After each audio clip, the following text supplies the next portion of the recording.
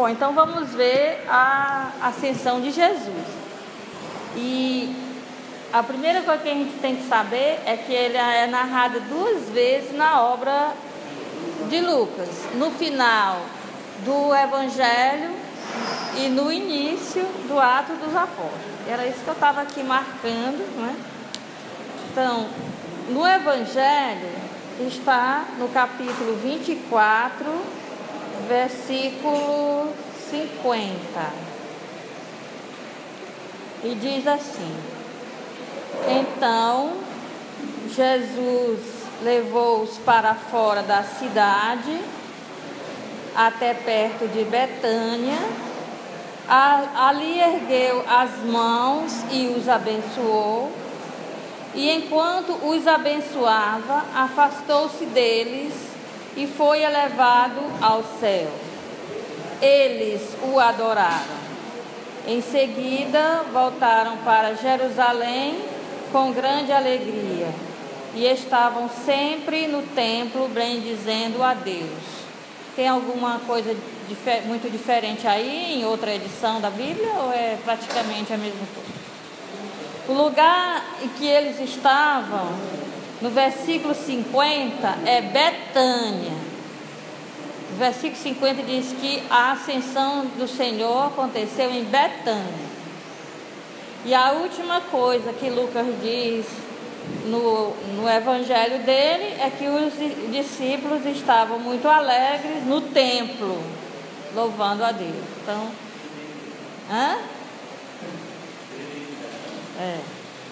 Então que ele fechou o evangelho como começou. Começou no templo com Zacarias fazendo o sacrifício e tendo a visão, não é?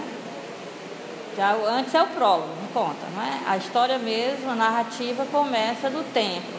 E ele fechou aqui como templo. Então o local é Betânia. Depois a gente volta aqui para ver os detalhes. Lá no Ato dos Apóstolos, no capítulo 1, a partir do versículo 9, diz assim: depois de dizer isto, Jesus elevou-se à vista deles, e uma nuvem o retirou aos seus olhos. Continuavam olhando para o céu, enquanto Jesus subia. Apresentaram-se a eles então 2 homens vestidos de branco, que lhes disseram: homens da Galileia, por que ficais aqui parados, olhando para o céu? Esse Jesus que do meio de vós foi elevado ao céu, virá assim do mesmo modo como vistes partir para o céu. Então os apóstolos deixaram o Monte das Oliveiras e voltaram para Jerusalém, a distância que se pode andar num dia de sábado. Monte das Oliveiras. No outro, Betânia. Eita, e é o mesmo autor. E aí? E agora, José? Para Jerusalém. Monte das Oliveiras não é Betânia. Betânia é mais distante do que Monte das Oliveiras. Monte das Oliveiras é o que se pode andar num dia de sábado, né? É quase em frente de Jerusalém. 2 homens de branco. A nuvem, eles olhando para o céu. Do outro lado tem lá Jesus abençoando, erguendo as mãos, abençoando, eles adoram. Gesto sacerdotal, E agora? Eita! Agora, digamos assim, e se uma pessoa fizesse a seguinte pergunta a vocês? Vou pegar aqui uma pergunta que está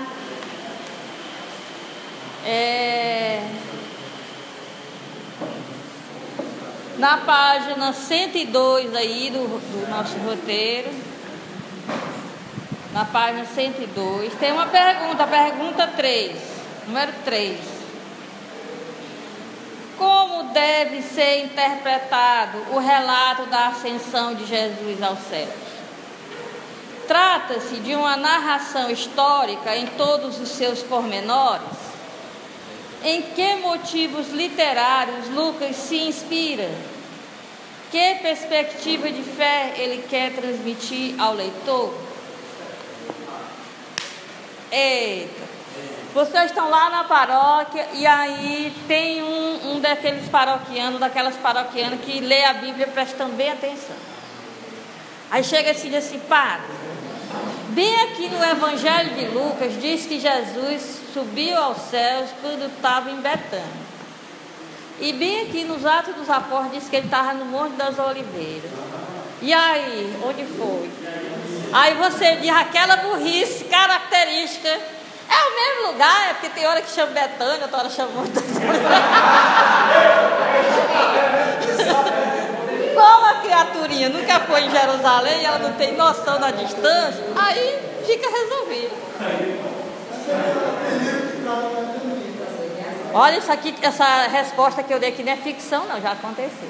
Mas aí a pessoa desconfia que o padre não está muito bem consciente. Pode ser que ele esteja, enganado em alguma coisa. Aí pergunta assim: irmã Ila, não diz o que perguntou para o padre, nem diz a pergunta que fez o padre. Ele disse: irmã Ila, Betânia é o Monte das Oliveiras? Eu digo: ih, está muito diferente, né? Não.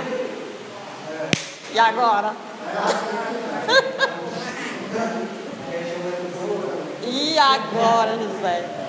Então, você vê que na própria pergunta que o Casaliani fez, ele já dá uma dica. A gente pode pegar esse relato, ou esses relatos da ascensão ao pé da letra, o que elementos o que ele quer passar como mensagem, que gênero literário ele usa, o que eu posso,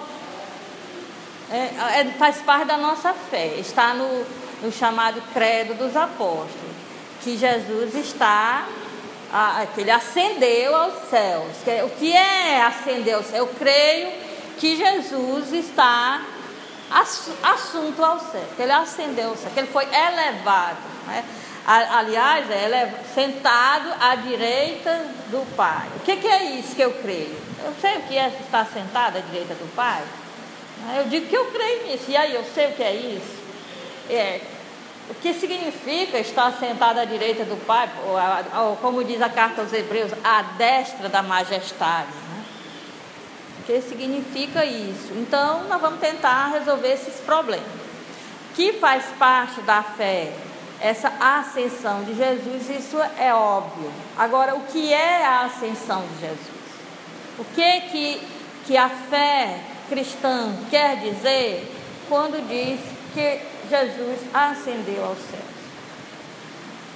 O que quer dizer com isso? E aí isso pode ser, essas coisas são mencionadas no Evangelho de Lucas, no início do Ato dos Apóstolos e na carta aos Hebreus, que menciona que ele está à direita da majestade.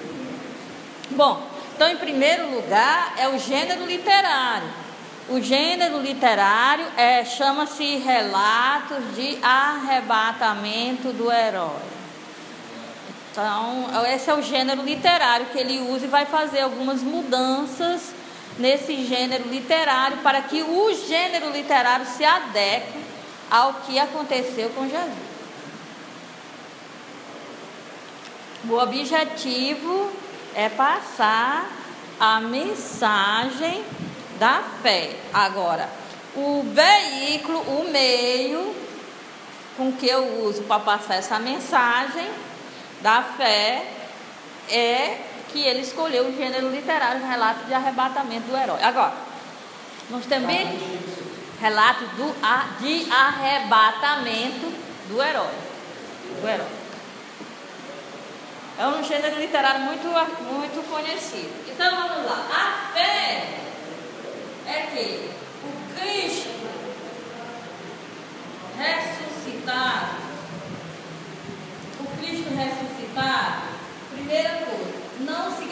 significa simplesmente voltou dos mortos. O Cristo ressuscitado, ele é glorioso, vai dizer toda a literatura de João. Então, não é simplesmente uma pessoa que morreu e voltou do túmulo, não é só isso. Não é? Saiu do túmulo, Lázaro, o filho da viúva, o pessoal lá que foi ressuscitado pelo Elias e pelo Eliseu, tanto o Elias quanto o Eliseu ressuscitaram mortos. Esses aí voltaram a morrer. Então, Lázaro, ele ressuscitou e os judeus estão planejando matá-lo. Então, cada um desses que é tirado do túmulo, depois morre. Então, não se trata simplesmente de um cadáver que saiu do túmulo. A ressurreição de Jesus quer dizer que algo acontece com ele, porque nós temos que partir do pressuposto de que os discípulos, enquanto seguiam Jesus, não sabiam da origem de Jesus. A origem de Jesus, ela é anterior à origem do planeta. Quem diz isso é a carta aos Hebreus, primeiros versículos, e o prólogo do Evangelho de João. Ele estava junto com Deus. Então, a origem de Jesus não é o seu nascimento em Belém. Aquilo que aconteceu depois com Jesus, depois da vida terrestre de Jesus, tem a ver com quem ele sempre foi. Então, ele volta ao estado de glória que ele tinha antes. Só que como a solidariedade de Jesus conosco é tal, ele é como um imã, o Cristo ressuscitado é como um imã que nos puxa a alcançá-lo. Paulo diz: eu corro para alcançar aquele que me alcançou.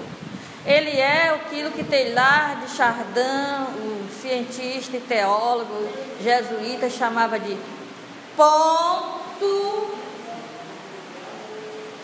crístico de Cristo, né? Crístico é o máximo da humanidade desse planeta que poderia chegar.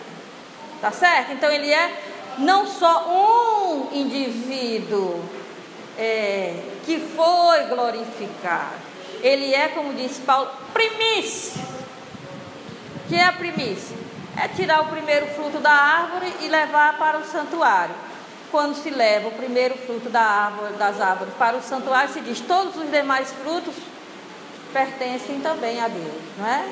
Então, quando Paulo diz que o Cristo glorioso, ele é primícias dos demais irmãos, quer dizer que nós temos que acompanhá-lo, tá certo? Ele coloca a humanidade em estado de glória. Então, o Cristo glorioso, ele coloca a humanidade inteira.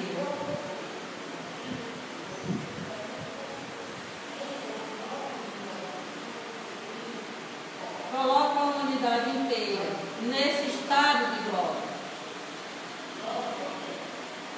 Um dia eu disse isso e aí eu estava no mestrado lá, dando aula de carta aos Hebreus no mestrado lá de Belo Horizonte. E um dos alunos que não tenho nada contra os padres, nem contra o pastor, nem contra nada. É porque quando as perguntas ou os exemplos, ou a reação deles é mais infantil do que a de vocês, eu acho que devo mencionar para que vocês se sintam um pouco mais inteligentes do que vocês são. Muito bem, então aí ele reagiu da seguinte forma: isso aí é uma heresia, isso que eu estou dizendo para vocês, né? Isso é uma heresia gnóstica.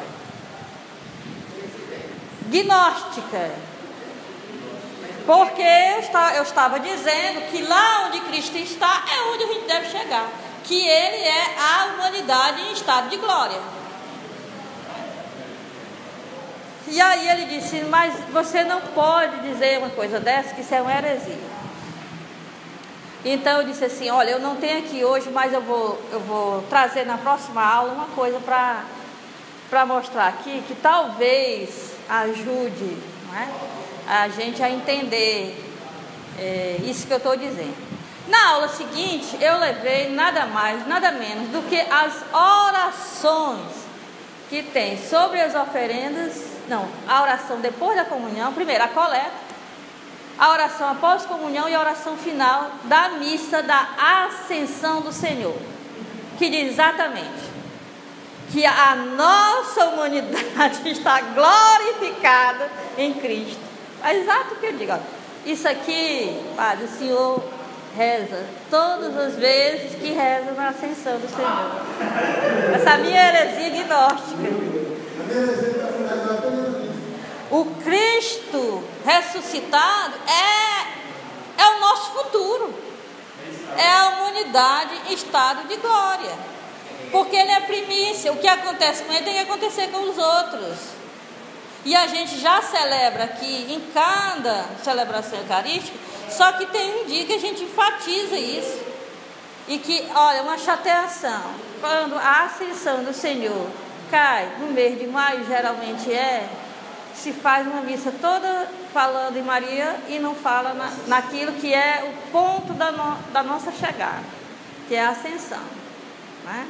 E as pessoas não têm noção do que seja a ascensão. Creio que Cristo está à direita do Pai, mas não sabe o que é isso, não é? Então, é o ponto crístico, quer dizer, é lá a nossa meta, é lá que a gente deve chegar. Nós já celebramos nosso futuro escatológico, quer dizer, do final, escatom, final, né? Escatom é uma palavra grega que quer dizer final. Nossa finalidade, o nosso final aqui é isso, essa humanidade gloriosa. Então ele tem um outro tipo de corpo, um corpo diferente desse que nós temos, que não tem essas necessidades que nós temos. Ele quando veio aqui, esteve entre nós por bondade, por amor, mas ele se sujeitou às nossas limitações. Mas isso não é a origem dele. A origem dele não é em Belém. Essa é a origem que a gente pode ver. E o final dele não foi lá em Jerusalém na cruz. Nem o início foi na manjedoura e nem o final foi na cruz. O início é um estado de glória que a carta aos Hebreus e o prólogo de João chamam de estar junto com Deus. E o final dele é o mesmo, é um estar junto com Deus. Só que esse estar junto com Deus, agora, depois do que ele passou aqui, ele indicou que isso é o nosso futuro. Sim. Esse caso assim, é uma pergunta, né? Esse caso, uma origem de Jesus Cristo anterior ao tempo, você falou aquelas Hebreus, o próprio de João. Então, de certa forma, essa origem anterior, ela pode dificultar você descobrir Maria como mãe de Deus? Porque a expressão é Theotokos. A expressão em relação a Maria, Theotokos. Peço permissão aqui ao nosso irmão evangélico. Theotokos. Ao pé da letra, o que significa essa palavra grega? Vocês sabem? Ela que é geradora? Pentateucos. Também. Tokos quer dizer portadora. Portadora de Deus. Esse é o dogma. E o que esse dogma tem em vista? Ele é cristológico. Ele tem em vista dizer que aquele ser que estava no ventre, no útero de Maria, ele é o Filho de Deus. Ele não é só humano e nunca deixou de ser Filho de Deus. Quer dizer, o que Jesus fez foi apagar o seu estado de glória ele ficou escondido, seu estado de glória, para que ele pudesse assumir a nossa pequenez. Então, aquele velho exemplo que eu já fiz milhares de vezes, mas que sempre me serve. O lutador de boxe, que ganhou o cinturão de ouro, que ganhou o título, lutando com o próprio filho de 2 anos. Ele não deixa de ter a força que tem, de ser o campeão que é, mas ele esconde, ele anula a sua própria força, porque senão ele mata o filho. E ele ainda deixa o filho ganhar, que é o que aconteceu com Jesus, né? Ainda deixa jogá-lo ao chão e tal, não é? Então, qualquer pai que brinca com os filhos, né, Cid Moreira? Briga desigual. Quem perde tem que ser o pai, porque senão não dá certo. Então, ele esconde o seu estado de glória, mas ele não deixa de ser quem ele é nunca. Então, se ele está sendo formado como qualquer um de nós, né, se ele está como um embrião, depois um feto, lá no útero de Maria, ele nunca deixou de ser quem é, só que isso está escondido, para que ele possa assumir a nossa fragilidade. O dogma, na realidade, não se refere tanto a Maria, ele se refere a Cristo. Quer dizer que o Cristo nunca deixou de ser quem ele é. Ok? Então, agora, quando traduziram para o latim, chama Deípara, e aí traduziram para o português, ficou Mãe de Deus. Mas o dogma, a palavra grega que está no decreto é Theotokos, portadora de Deus. E tem a ver com Cristo, que ele nunca deixou de ser quem ele é. Certo? Porque isso era importante para o gnosticismo, porque o gnosticismo dizia que era só uma aparência, que Cristo não assumiu mesmo a nossa humanidade. Tanto que a primeira carta de João já diz assim: quem disser que Cristo não veio na carne, seja anátema, não é dos nossos. Que é fundamental dizer que Cristo é um de nós, certo? Bom, então, como você vê, não tem nada a ver com essa origem de Cristo em Deus, não atrapalha em fato da Theotokos, mas ao contrário, a Theotokos ajuda a dizer isso, que ele tinha uma origem que não é o útero dela, né? Que ela está carregando alguém que tem uma comunhão única com Deus. Um ser divino. É o contrário. Ele está dizendo que o que ela traz no útero tem uma origem que não está nela, né? Tem uma origem anterior à criação do mundo, que participou da criação desse mundo, que ajudou a criar o mundo, como diz a carta aos Hebreus, tá? E lá o prólogo de João, certo? Foi uma boa pergunta. É uma pergunta inteligente. Porque eu já disse, enquanto vocês são seminaristas, vocês são inteligentes. Então, veja só. Primeira coisa que a nossa fé quer dizer é isso. O que aconteceu com Cristo ressuscitado tem a ver com o início dele, com quem ele é e sempre foi e nunca deixou de ser. Glorioso. É uma palavra que a gente diz que a gente não tem palavra para dizer. É aquilo que ele sempre foi. Ele era glorioso, veio, se tornou um de nós e voltou a ser o que era, glorioso. Só que agora ele carrega consigo a nossa humanidade. Ou seja, ele é um imã de atração para nós, para que nós cheguemos lá onde ele está. E nós já devemos celebrar essa esperança. E é isso que se celebra na celebração eucarística. Na ceia do Senhor, celebramos a entrega dele, a nossa entrega na entrega dele, e o nosso ponto culminante, que é estar lado a lado com ele, né? E inclusive ele faz uma oração no Evangelho de João, pedindo que estejam comigo aqueles que tu me deste. Quer dizer, que eles cheguem aqui onde eu estou e não se distraiam por aí e usem o livre-arbítrio para ficar para trás, mas que sigam adiante. Então a nossa fé quer dizer isso. Primeiro tem a ver com Cristo, a ascensão de Cristo tem a ver com ele, é a revelação.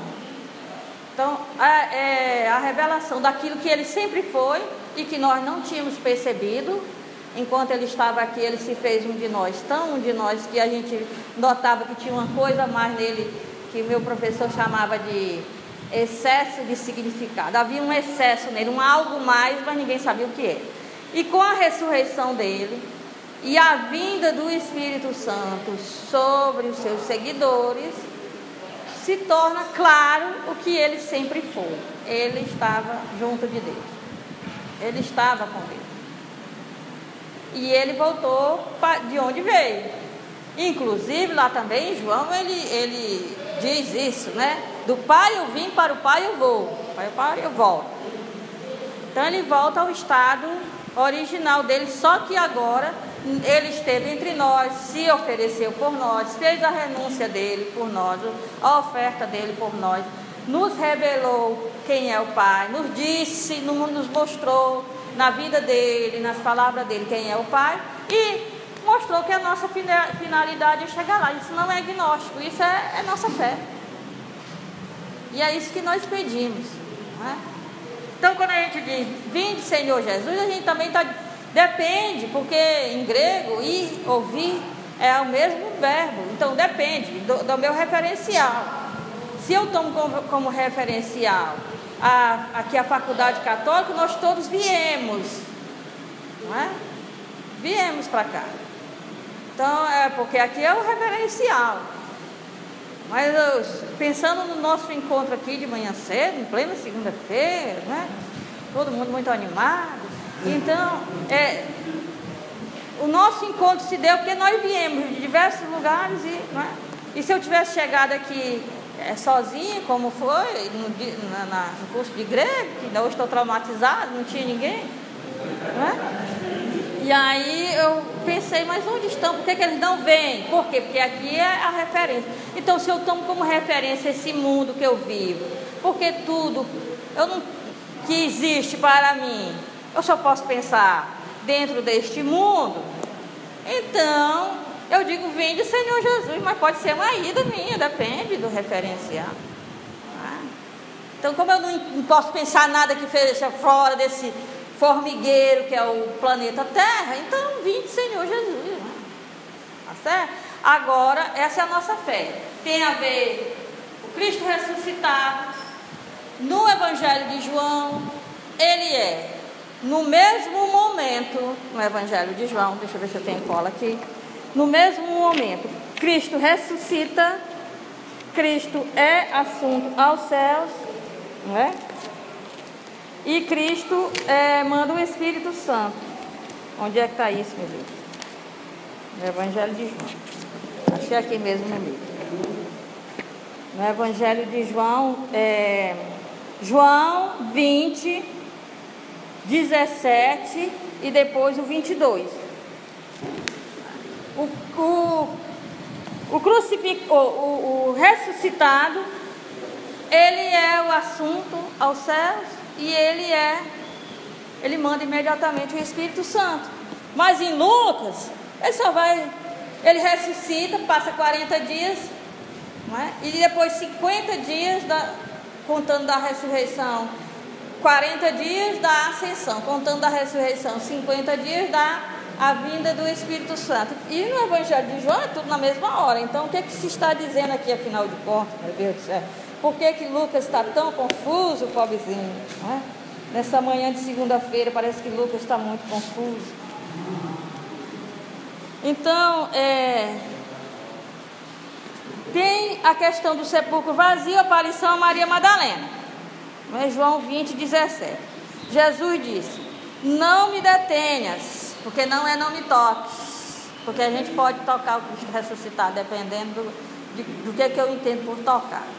Mas não me segure, é o verbo raptar ou sequestrar que ele está dizendo. Não tente me segurar para você, porque eu não pertenço a esta realidade material.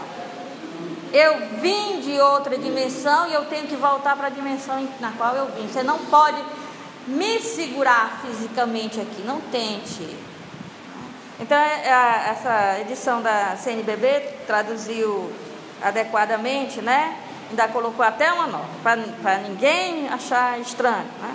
Então, não me detenhas. Não me toques. Não me detenhas, não me retenhas.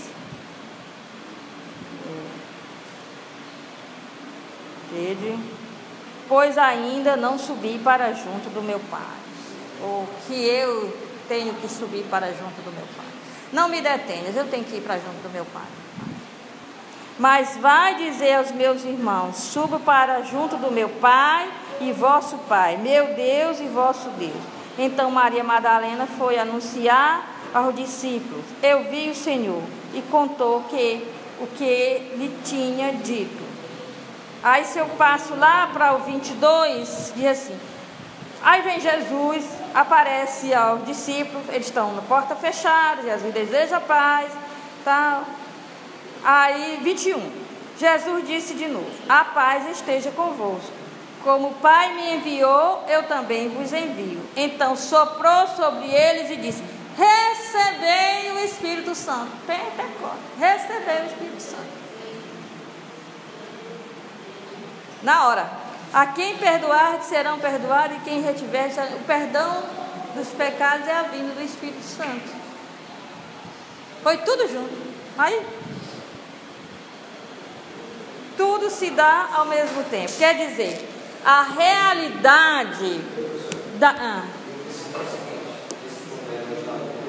Tomé não estava com eles. Cadê? Você faz questão, né? Ele faz questão. Tomé não estava com ele. Vamos, eu faço o seu gosto. Faço. 20. João, é João.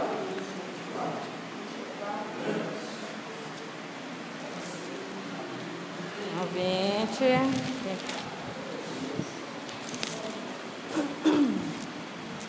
Tomé, chamado Gêmeo, Dídimo, era um dos dois. Não estava com eles quando ele veio. Os outros discípulos contaram: nós vimos o Senhor. Mas Tomé disse: se eu não vi a marca dos pregos em suas mãos, se eu não puser o dedo na marca dos pregos, se eu não puser a mão ao seu lado, não acreditarei.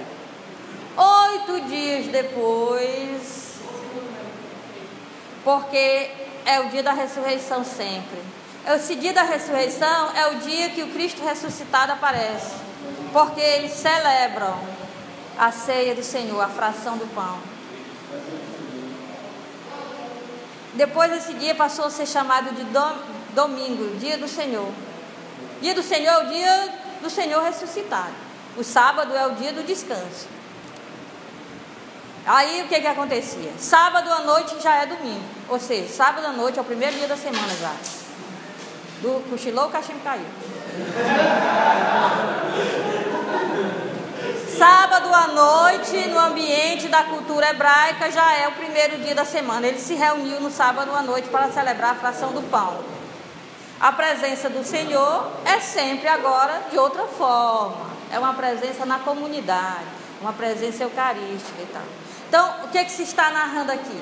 As diversas formas de fazer experiência com o ressuscitar. Tem a forma que é feita com Maria Madalena, tem a forma que é feita com todos reunidos em comunidade, tem o cético que precisa de uma coisa material, mas veja, todos aqueles quadros que tem Tomé cutucando as feridas de Jesus, aqueles quadros ali não estão de acordo com o texto bíblico, né? Porque uma coisa é Tomé dizer: se eu não colocar os dedos nas feridas, eu não acreditaria. E outra coisa é Tomé fazer isso. Tomé não faz. Quando Jesus ressuscitado aparece e diz assim, não é? No versículo 27, Cristo ressuscitado aparece, 26, não é? 8 dias depois, os discípulos encontravam-se reunidos na casa e Tomé estava com ele. Estando as portas fechadas, Jesus entrou, pôs-se no meio deles e disse: a paz esteja convosco. Depois disse a Tomé: Tomé, põe o dedo aqui e olha as minhas mãos. Estende a tua mão, coloca no meu lado. E não seja incrédulo, mas crente, né? Mas creia. Tomé respondeu: meu Senhor e meu Deus. Não fez o que Jesus mandou dizer, não precisou. Obviamente. Quer dizer, enquanto materialista não deixar de ser materialista, não fará a experiência com Cristo ressuscitado. Certo? Então, aqui nós estamos, o que se trata a ascensão do Senhor. A ascensão do Senhor é um termo para dizer, ele se mostrou no estado glorioso, que sempre foi o estado dele. Só que agora a ascensão não tem a ver só com ele, tem a ver conosco, porque nos mostra um caminho para a mesma realidade, certo? Então a ascensão tem uma dimensão cristológica, que é dizer quem Cristo é, ele é o glorioso e sempre foi, e a ascensão tem uma dimensão eclesiológica, de igreja, não é? Ou antropológica, de ser humano. É para lá que o ser humano vai. É para esse estado que o ser humano vai. Bom, isso aí é a fé.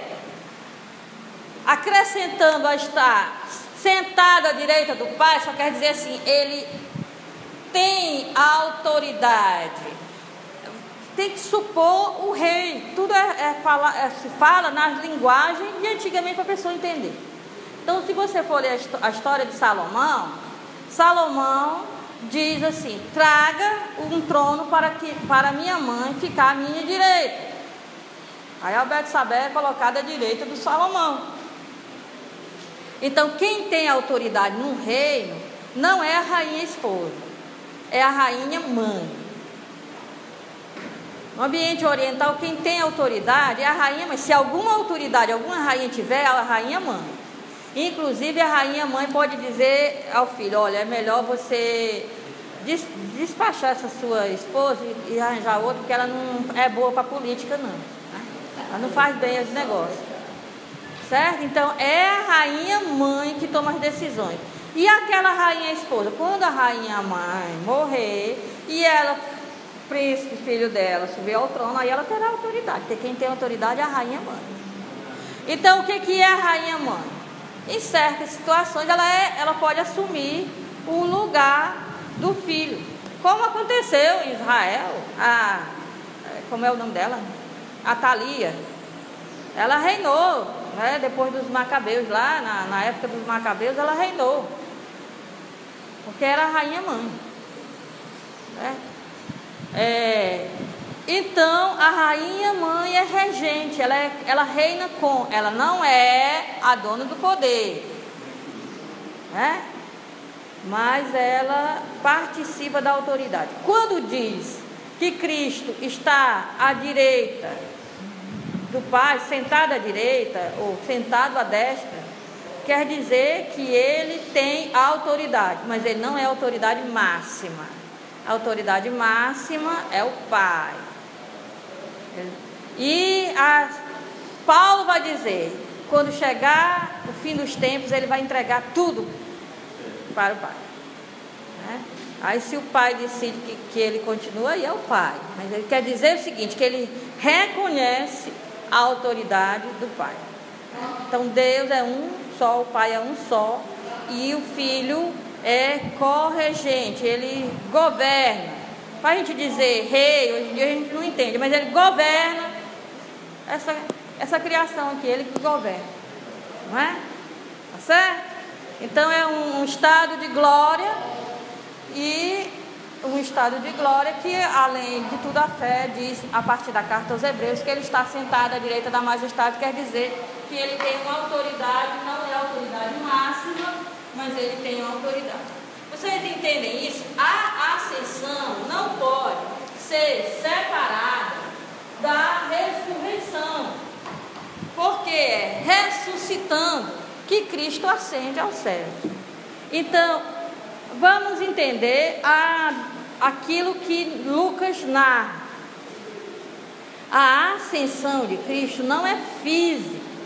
A ascensão de Cristo é espiritual. De um estado de pequenez na matéria, de vida humana, de servo e crucificado, ele entra num estado de glória. Isso é ascensão. Vocês entendem isso? Isso que o Paulo Por isso que para as outras literaturas não existe um momento da ressurreição e um momento da ascensão. A ressurreição é a ascensão. A ressurreição, ele sai do lugar mais baixo que uma criatura pode estar, que é o lugar da morte, e do tipo de morte que ele teve, foi um dos piores tipos de morte, para um estado glorioso de máximo, que é isso que diz na carta aos Filipenses, no hino do capítulo 2. Ele era de condição divina, veio, tomou a nossa humanidade, viveu como servo, e depois ele foi exaltado sobre tudo. Ou então, pode dizer, já não falar em Paulo toda hora, pode dizer com João: eu vim do Pai e eu volto para o Pai. Então, a ascensão é uma ascensão na dignidade, na condição dele, de como ele se mostrou para nós. Tem mais, tem gente que não entende, ele era em forma divina e se tornou em forma humana, e todo mundo fica mirabolante. Gente, é assim, ele sempre foi o que ele sempre é. Ou como diz a carta aos Hebreus, Cristo é o mesmo, ontem, hoje, sempre. Só que nós não sabíamos a condição gloriosa dele. Quando nós começamos a ver o Cristo, ele era um bebê numa manjedoura, um menino que não teve onde nascer. E nós terminamos de vê-lo numa cruz, sem ter onde morrer e onde ser enterrado.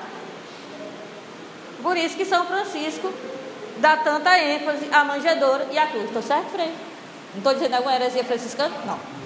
Por que que é? Porque a manifestação da pobreza máxima não tem nem onde nascer e depois não tem nem onde morrer. Não tem nem onde ser colocado quando nasceu, não tem onde ser colocado quando morreu. Então, a nudez da manjedoura, a nudez da cruz, não é? A rejeição que a humanidade teve para com ele na manjedoura e a rejeição. Eu estou ok com a literatura franciscana, não é? Falando nisso, falando em literatura franciscana, descobriram um diário de São Francisco, no último dia 26 de janeiro, saiu no Observatório Romano, não é? E que ele diz que quando foi para a Terra Santa, ele não estava com intenção de fazer uma peregrinação espiritual. É que foi antes da conversão dele que ele foi à Terra Santa. Ele estava com intenções comerciais, para mostrar que a conversão foi realmente maravilhosa, não é? Certo? Então, veja, nós só o conhecíamos na forma humana de serviço, a forma da pequenez, e nós não vimos a glória dele, nós não conseguimos perceber a glória dele. Certo? E com a ressurreição, a ascensão, nós conseguimos ver o que nós não vimos, quem ele é de fato. Então é quando ele ressuscita glorioso. Se é a ressurreição dele é só sair do túmulo, aí nós continuamos vendo a mesma coisa que nós vimos. E que diferença que faz? Mas a ressurreição dele, ele assumia aquela forma anterior, a condição dele anterior à encarnação dele. É uma condição gloriosa. Aí essa forma gloriosa a gente só viu com a fé na ressurreição. Tá? Então a ressurreição já é a entrada dele na glória. E cadê esses 40 dias? Não é? E essa... Primeiro nós vamos ver essa coisa de ficar subindo aos céus, não é? E depois eu indico vocês para ler aqui no livro, a página 92, 93, 94 e 95. 92 a 95, para tirar o resto das coisas mirabolantes que estão na garota, tá? É esse aqui que nós usamos sempre. Tem. Ali é uma profecia em ato. Quer dizer, assim como o batismo é uma antecipação da cruz, a transfiguração é a antecipação da glória no final, certo? O batismo e a ceia, a última ceia pascal, são gestos proféticos que dizem o que vai acontecer lá no final. A transfiguração é um gesto profético da ressurreição, ascensão, né? Que em Marcos, em Mateus, não tem o relato de ascensão. Então, a ressurreição é a ascensão. E Lucas é porque ele está falando com gregos, com gentios. Então, tem que deixar as coisas bem claras. Então, vamos lá. Vamos entender agora como que essa coisa é dita dentro de um gênero literário. Depois disso, vamos acender uma fogueira para mim, mas não tem nada não. Aí eu vou satisfeito, porque já disse. Olha aqui. É o seguinte. Primeira coisa, nós temos que saber que o relato do arrebatamento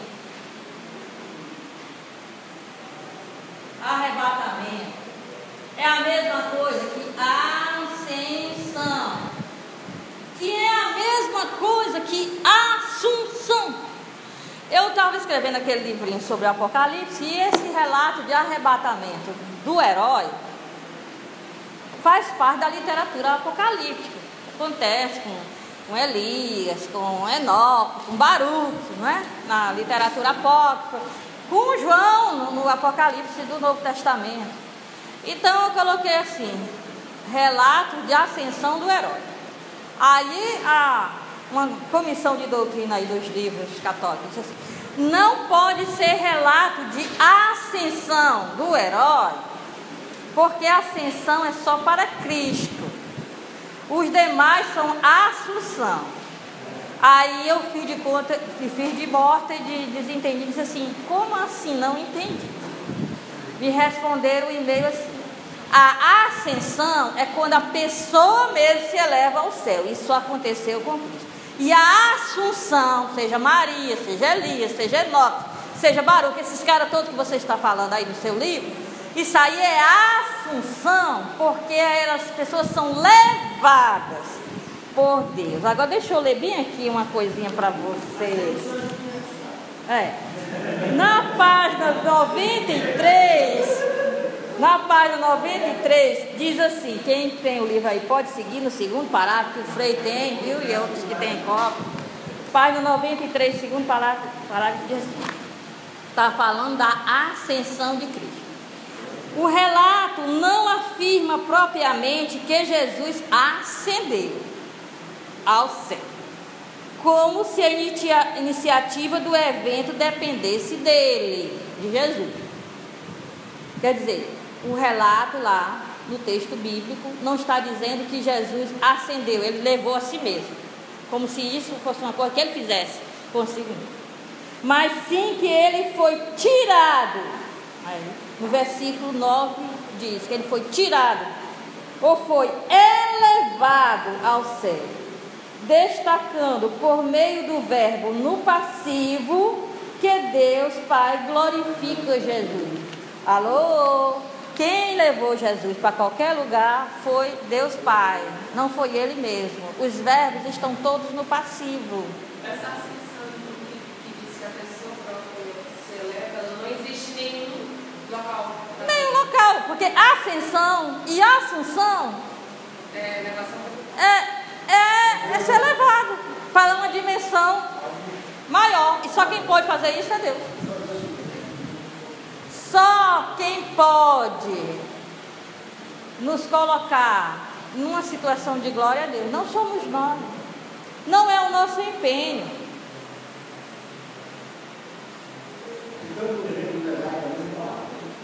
É a mesma palavra, invenção em português só.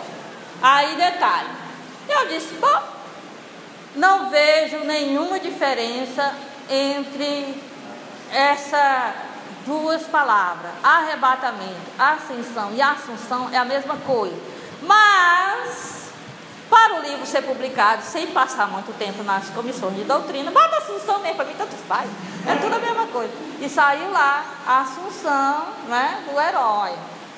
Mas, com respeito ao irmão evangélico, não poderia ser arrebatamento do herói, porque isso é coisa de crente, viu? Assim. Aí então, para não sair num livro católico, arrebatamento, que é um termo usado por crente, por evangélico, sai Assunção, que é um termo católico, Maria, Assunção.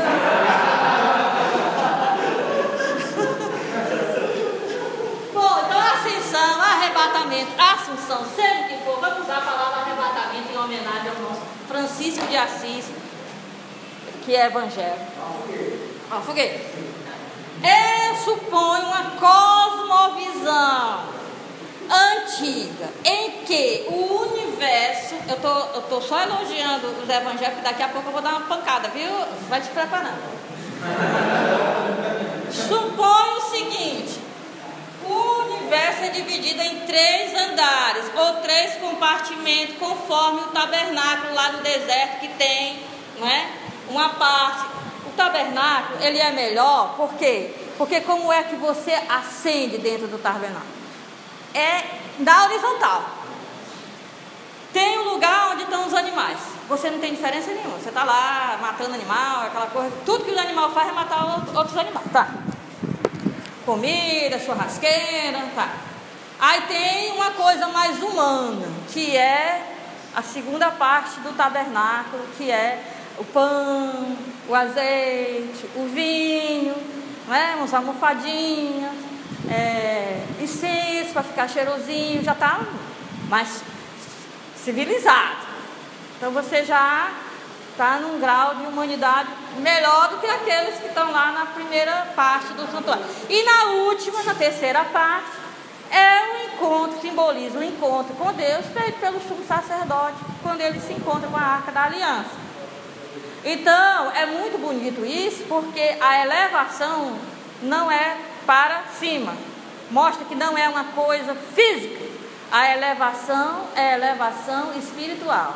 Se a elevação, se eu tenho um lugar que me mostra a elevação e esse lugar está na horizontal, significa que não é uma elevação física. É a pedagogia do santuário no deserto. Né? Então, mas num relato de arrebatamento de um herói, supõe 3 andares, né? E esses andares embaixo, Sheol, ou Sheol, que é o lugar dos mortos, é a mesma coisa que no grego Hades, ou em latim inferno, porque o inferno em latim não é lugar de condenação, é uma tradução de Sheol, não era lugar de condenação, depois é que ficou. Quando o capeta foi morar lá, aí ficou.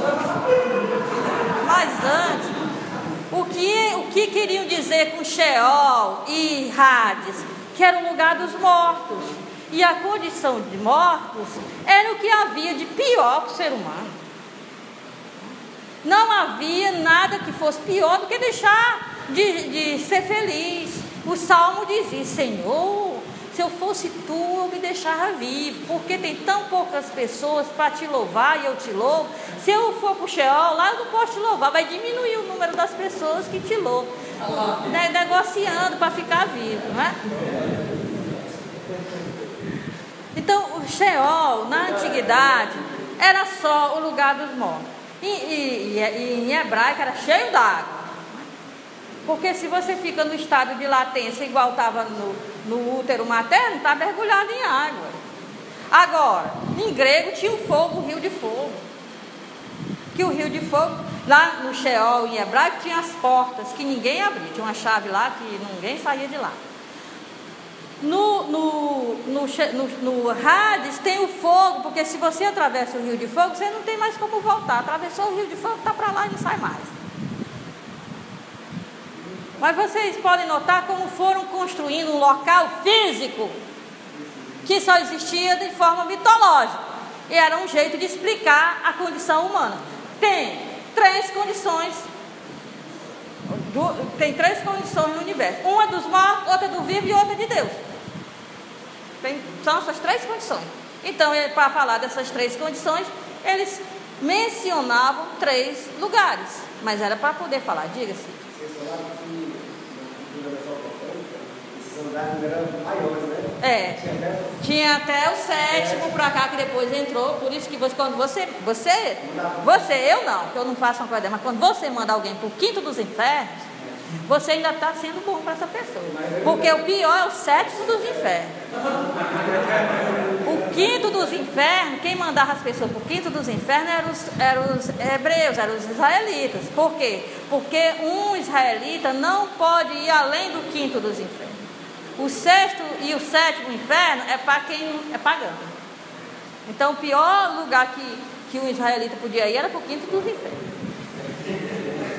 Então tem os andares para cá. Bom, depois tem aqui a condição de mortos. Significava apenas isso. Estavam mortos. Era isso na antiguidade. Estavam mortos. Quem ia para o céu? Todo mundo. Quem ia para o inferno? Todo mundo. Morreu e foi para lá. Depois aqui no meio tinha o mundo. Que mundo? Com licença, mundo não é igual a planeta. Eles não tinham noção de planeta. Em 1500, quando pediam para... Ó a ideia do Cristóvão Colombo. Ó a ideia. As Índias estão lá para trás, lá para minhas costas, longe que só. E está difícil de chegar às iguarias da Índia, às especiarias da Índia. E estão chegando muito caro. Rainha, é o seguinte, o mundo é redondo, a gente vai aqui para frente, na direção do nariz, arrodeia e chega lá atrás. Todo mundo, ó, louco, né? Por quê? Porque em 1500, há 500 anos atrás, você vai navegando no oceano e o oceano acaba e você despenca. Você vai querer que há 3.000 anos eu tivesse noção de planeta? Então, mundo é aquilo que eu sei de mundo. Mundo é o meu mundo. O mundo da formiga é o formigueiro. Ele não sabe que existe a praça, nem a cidade, nem nada. Ele sabe que existe só o formigueiro. Então, se o formigueiro inundar, o mundo inundou, né? Mundo. Então, eu estou citando aqui o formigueiro porque tem um rabino que diz uma coisa bonita sobre o formigueiro. Então, mundo. Aqui estão os vivos. E céu é a glória. Então, quem está no sétimo céu? Deus, todinho. E se tiver alguém mais lá, não é criatura, é Deus também. Só tem um, então Deus está sozinho no sétimo céu. E os outros andares do céu, ocupados pelos anjos, né? Os ministros de Deus, potestades, poder. Aqueles caras que Paulo de Tarso fala. Esse que Paulo ensinou terceiro céu, ele foi no terceiro céu. Que alguns dividiam o céu em 3 e outros em 7. Depende de quem você está lendo. É uma literatura apocalíptica. O que quer dizer? Os diversos estágios espirituais, né? de amadurecimento espiritual. Bom, o que acontece então? Nós estamos aqui no mundo e o mundo é o lugar dos vivos. Mas tem gente que é tão gente boa, mas tão gente boa, que seria uma injustiça ir para o lugar dos mortos. Então, o que Deus faz com ele? Deus pega essa pessoa, leva para um desses céus aqui, desses 7 andares do céu. Preserva essa pessoa. Chegando lá, essa pessoa, isso é a literatura apocalíptica judaica, tá? Chegando lá, essa pessoa é conservada. Ela tem que ir sem morrer. Ela já vai para não morrer. Então ela chega lá, fica conservada. Não precisa fazer botox, Tereza. Por isso é que eu estou te falando, porque se eu desconfiasse que tu fizesse, eu não teria dito. Eu preciso levar uma cadernada na cabeça. Não é só mulher que faz, não. Também Faz, só precisa ter dinheiro. Olha, então, vamos lá. O que acontece? Para que a pessoa não morresse, essa pessoa era preservada lá num desses céus, esperando o fim dos tempos. Quando chegasse o fim dos tempos, essa pessoa teria sido preservada até então e ela poderia habitar no mundo renovado sem ter que passar por todas aquelas coisas que os outros passaram. Então vocês entendem que o herói, ele é arrebatado para não morrer. Porque se ele morrer, ele fica lá no Sheol. Até, como diria a irmã de Lázaro, até o fim dos tempos. Quando Jesus fala que Lázaro vive, porque ele, Jesus, é a ressurreição e a vida, aí ela diz assim, eu sei que no fim dos tempos ele vai ser ressuscitado. O que ela está dizendo?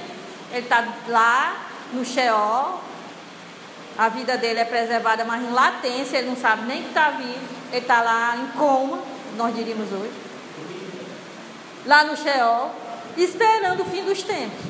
Bom, isso não é justo para Elias, para Enoque, para Baruque, e o católico diz para Maria. A maioria dos católicos está nessa situação que diz assim, ela foi levada em corpo e alma sem morrer, não é não? Porque se morreu não precisa. Está nessa mentalidade. Vamos ver o que é ascensão, assunção. É uma dimensão espiritual. Isso aqui é mito. Isso aqui é gênero literário apocalíptico. Qual é então, como é que Lucas narra a ascensão de Jesus? Para mostrar que não é uma coisa física, material, ele coloca logo em 2 lugares. Um é Betânia e outro é o Monte das Oliveiras. Por quê? Porque quer dizer que são lugares fortes de experiência com Cristo ressuscitado, em que a igreja, os seguidores de Jesus, faz essa experiência e pela experiência espiritual sabe que Cristo ressuscitou, foi elevado. Porque a elevação, ela é espiritual. Por quê? Porque nós sabemos que o mundo não se divide dessa forma. Tem gente que diz que se cavar um buraco muito fundo, se entrar numa caverna muito para baixo, vai encontrar o inferno no centro do planeta Terra. Gente, essa dimensão de condenação é uma dimensão. Não é se eu for descer numa caverna, eu vou chegar no inferno, ou no Sheol, no Hades, seja lá onde for. Uma condição, então, espiritual. Que a pessoa só pode ter acesso de forma espiritual. Não dá para eu fazer uma excursão numa caverna e chegar lá no inferno. Eu vou chegar no centro da terra. Olha, deixa eu ligar para ela. Entra ali. Tá certo? Não dá para você pegar uma nave espacial e chegar lá onde está Cristo ressuscitado. São dimensões. Alô, nós estamos na pós-modernidade. Não sei se vocês já ouviram falar da teoria das cordas, das outras dimensões, né? Gente, o que é mesmo espaço, hein? O que é tempo? Eu vou em Campo Grande. Quando chego lá em Campo Grande, já está 1 hora de diferença, né? De Brasília, de Fortaleza. 1 hora de diferença, fuso horário. Aí ligo umas câmeras na minha frente, né? Ligo os computadores. Eu dou uma palestra para o Japão, 7 horas da noite de um sábado. E eles estão me vendo ao vivo, domingo de manhã. Ao vivo, eu estou falando sábado à noite. Né? E foi interessante, porque uma vez eu estava toda agasalhada, porque lá estava frio, e o pessoal do Japão todo no verão. Agora eu estava num calor danado e eles todos agasalhados. Eu posso vê-los, eles podem me ver, eles fazem perguntas e eu respondo perguntas. O que é tempo? O que é espaço? Espaço, eles estão do outro lado do planeta. Existe espaço entre nós? Existe tempo? Eu estou no sábado, eles estão no domingo. Existe tempo? Quer dizer que são percepções nossas, nosso modo de perceber o que é o tempo em outro planeta. O que vocês acham que é um dia em outro planeta? É o nosso dia 24 horas. Vamos pensando, né? Pegado muito espaço, lá embaixo está o inferno, aqui em cima, logo após os aviões passarem, tá os anjinhos, está Deus, né? Isso é gênero literário apocalíptico, baseado em mitos. O que o Lucas vai fazer? Vai dizer assim, eu vou dizer aquilo que geralmente se diz. O justo é levado à presença de Deus. Ninguém é mais justo do que o Cristo. Agora, esse ser levado à presença de Deus não é para preservá-lo da morte e nem do Sheol. Por quê? Porque ele morreu e participou da condição de morto, ou seja, participou da condição do Sheol. Não é para preservá-lo dessa tribulação que é morrer. Muito pelo contrário, ele teve uma das piores mortes. Exatamente. Descer aos infernos que tiraram do credo, porque todo mundo ficava em inferno, ele foi lá no inferno. Descer aos infernos que estava no símbolo apostólico em latim, quer dizer, ele participou da condição de morto. Ele de fato morreu. Quem é humano morre. Não precisava ser aquela morte. Mas já que foi essa morte que nós demos para ele participou dela. É uma fé que Cristo realmente se tornou humano. Ele se encarnou. Passou por todos os apertos que a gente passa, sem pecar, morreu, participou da condição de morto e depois foi glorificado. É isso. Desceu nos infernos. Agora nós dissemos bem bonitinho, que ninguém entende, mas todo mundo diz, todo mundo, quando vai rezar, diz assim: desceu a mansão dos mortos. Que lindo, sabe? Aí já pensou os mortos morando numa mansão? Porque hoje em dia, antes, mansão, termo francês para dizer as moradas, né? As moradas do morto. Hoje em dia alguém sabe que mansão são moradas? Porque tem as mansões celestes e as mansões dos mortos. As moradas celestes, as moradas são celestes também, são espirituais. A condição de estar morto.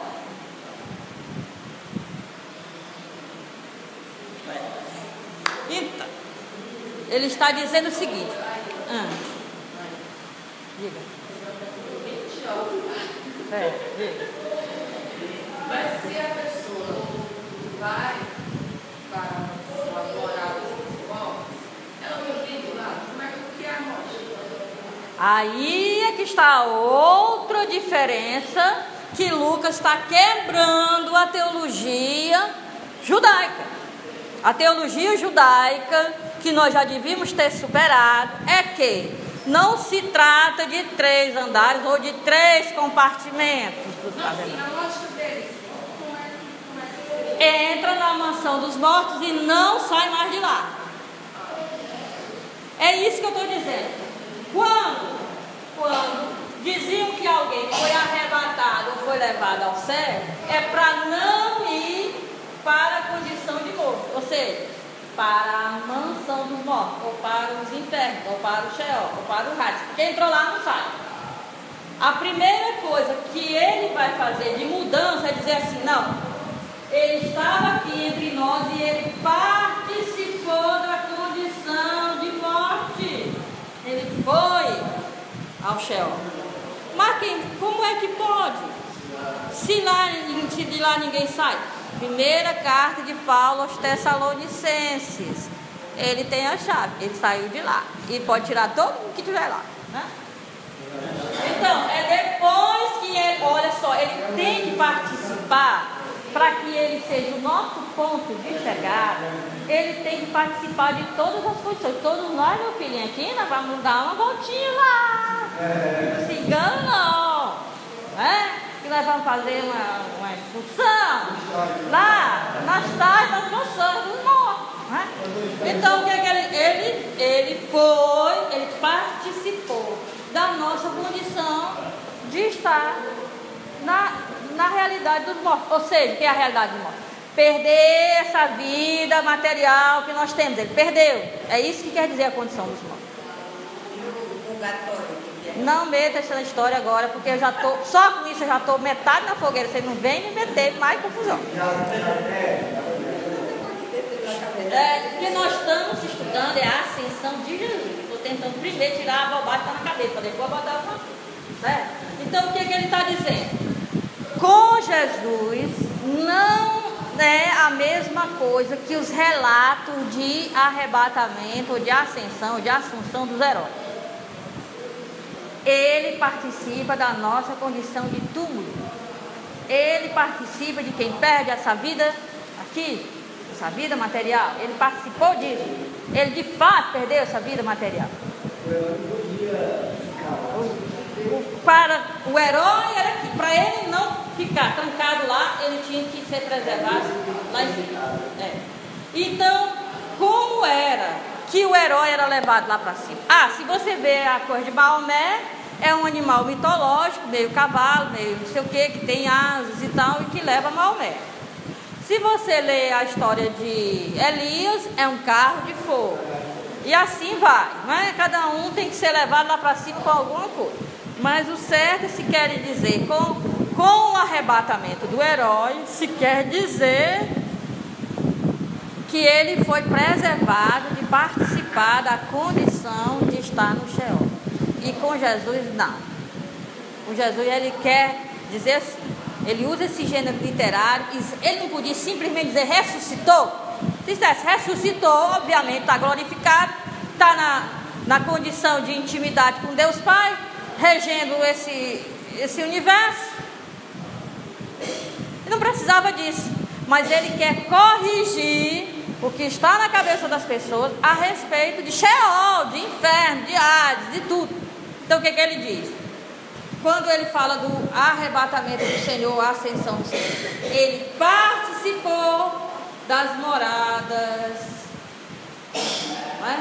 Das moradas de quem perde a vida material. Esta vida aqui, biológica, material. Mas ele não permaneceu na morte. E é por isso que essa atividade tem que ser de Deus Pai, porque se a pessoa está numa condição assim, na compreensão da época, não tem jeito. Se parou no Sheol, alguém de fora tem que tirá-lo de lá. Tirar, quando Deus o tira dos mortos, Deus o glorifica. Tirar Jesus da região dos mortos é glorificá-lo. E tem mais, o que ele está dizendo? Todos nós que estamos aqui no meio, a gente vai descer, vai participar da condição de quem perdeu. Descer no sentido de que, usando a mentalidade da cosmovisão, né? A gente vai participar da condição que Jesus participou e depois nós temos que participar da nova condição dele, que nada mais é do que uma antiga condição. Estão entendendo isso aí? Estão entendendo? Porque eu não quero ir para a fogueira sem vocês estarem entendendo. Pelo menos se entenderem já é um... Já? Entende? Então ele vai contar essa elevação com vários termos do Antigo Testamento. Tem a nuvem. Na realidade o que ele diz é que ele entrou na nuvem. Entrar na nuvem no Antigo Testamento é entrar na presença de Deus. A nuvem simboliza a Shekinah, a presença de Deus. Quando Lucas diz ele entrou na nuvem, quer dizer, ele entrou naquela dimensão gloriosa dele, da intimidade com Deus. O que quer dizer que foi à vista dos apóstolos? Que os apóstolos viram, e na mesma hora Jesus fala que vai mandar o Espírito Santo, os apóstolos vêm, e aí depois vai vir o Espírito Santo. Ah, mas aí você tem que saber que Elias disse para Eliseu: Eliseu, se você me vir entrando no carro de fogo e indo para o céu, você receberá o mesmo espírito de profecia em dobro. Você receberá um espírito de profecia em dobro. Mas você tem que ver. Se você não vê, é sinal de que não é você que vai continuar. E Lucas usa essa, porque no Evangelho de Lucas, Lucas colocou o tempo todo Jesus como o novo Elias. Não é tanto João Batista. A atividade de Jesus. É claro que Elias, João Batista, Elias, quer dizer, o precursor, isso aí ninguém vai discutir. Porque Jesus mesmo diz, Elias já veio. Não é? Está lá no Malaquias que Elias viria, não é? E o espírito de Moisés estaria sobre ele, não só de Elias, mas Moisés também. É.